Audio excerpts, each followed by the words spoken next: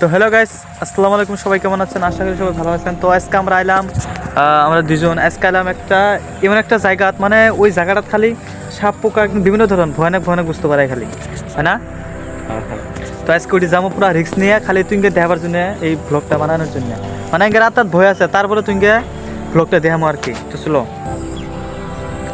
তো গাইস আমরা দুইজন আজকে যাবো একবারে জীবনের রিস্ক না গাইস, একবারে পুরা সাপের মধ্যে সাপ টাপ, মানে মেলা ভয়ানক সাপ, শিয়াল আরো বাঘটাও ওর মধ্যে আছে। অত বড় সাপ, মেলা বিষাক্ত সাপই বেশি, মেলা বিষাক্ত সাপ। ওদের যাবো আমরা একবার জীবনের রিস্ক নেই। আমরা আস্তে আস্তে দেখলাম কয়েকজন মানুষ মাছ মারবে নিচ্ছে তখন। আরো একটা মজার বস্তু, এই যে জিসিবি পানি কেটে নিচ্ছে, ওর মধ্যে কিন্তু আমরা সাপ দেখছিলাম না। এই উড়ি খাতরা বস্তু আর লোমুখে আছে না ভিতরে থাই।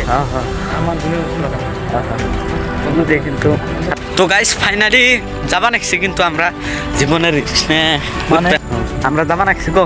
সপ্তাহে ফেলে গাইতে দিয়ে দিতে পারবো। তো গাইস আমরা যাওয়া লাগছে আটটা ধই নিয়ে, মানে তুমি ব্লগটা দেখাবার জন্য। তো ব্লগটা আশা করতে টিপ থাও গাইস, ব্লগটা কিন্তু স্কিপ করো না, তাহলে কিন্তু বাঘটাক বা বিষাক্ত সাপ কিন্তু দেখতে পাবা না। ব্লগটাই টিপ থাও অল্প কিছু টাইম,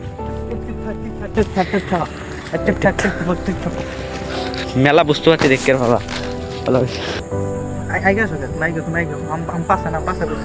তুমি তো মানে ভয়ের জন্য তুমি কেমন উৎসাহ না বুঝছো কি? হ্যাঁ তুমি ক্যামেরা তল দে, তল যাও। ক্যামেরা তল তল